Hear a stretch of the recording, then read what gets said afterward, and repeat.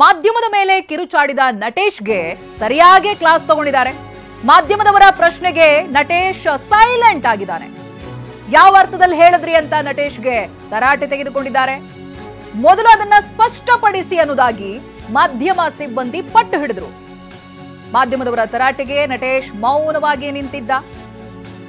ಮೌನವಾಗಿ ಲೋಕಾಯುಕ್ತ ಕಚೇರಿಗೆ ಹೊರಟು ಹೋಗಿದ್ದಾರೆ ನಟೇಶ್. ಹಾಗಿದ್ರೆ ನಟೇಶ್ ಈ ಹಿಂದೆ ಕೊಟ್ಟಿರುವಂತ ಹೇಳಿಕೆ ಏನಿತ್ತು, ಮಾಧ್ಯಮದವ್ರ ಜೊತೆ ಏನ್ ಮಾತನಾಡಿದ್ರು, ಆ ನಂತರದಲ್ಲಿ ಆ ಮಾತು ಹೇಗೆ ಬದಲಾಯಿತು, ಬನ್ನಿ ನೋಡೋಣ.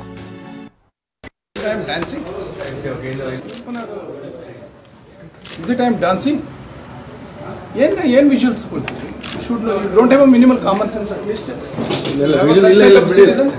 ವಿಜುವಲ್ ತೆಗಿತಾರೆ ಬಿಡಿ ಸರ್, ಏನಿಲ್ಲ ಬಂದಿದ್ದಕ್ಕೆ ತಾವು ಬಿಡಿ ಸರ್. ಕಾಣಿಸಲ್ಲ ನಿಮಗೆ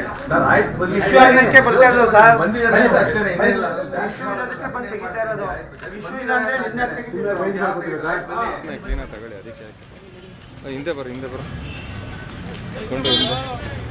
ಈಗ ಕಾಮನ್ ಸೆನ್ಸ್ ಇದೆಯಾ ನಿಮ್ಗೆ? ಇಲ್ಲೇನ್ ನಡೀತಿದೆ ಅಂತ ಹೇಳಿ ಕೇಳಿದ್ರಿ ಮೀಡಿಯಾದವ್ರನ್ನ ಬಂದ ತಕ್ಷಣ? ನಾನು ಆತರ ಕೇಳಿಲ್ಲ.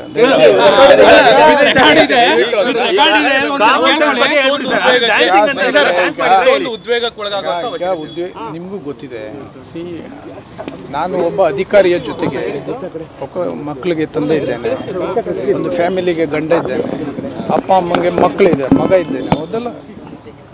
So the kind of pressure my family, me from past 3 to 4 months, ಅದು ಅನುಭವಿಸಿರೋರಿಗೆ ಮಾತ್ರ ಗೊತ್ತು. ಓಕೆ, ಈಗ ನಾನು ಬರುವುದೆಲ್ಲ ವಿಜುವಲ್ಸ್ ಎಲ್ಲ ತಗೊಂಡು ಏನು ಮಾಡೋದು ಇರೋದು.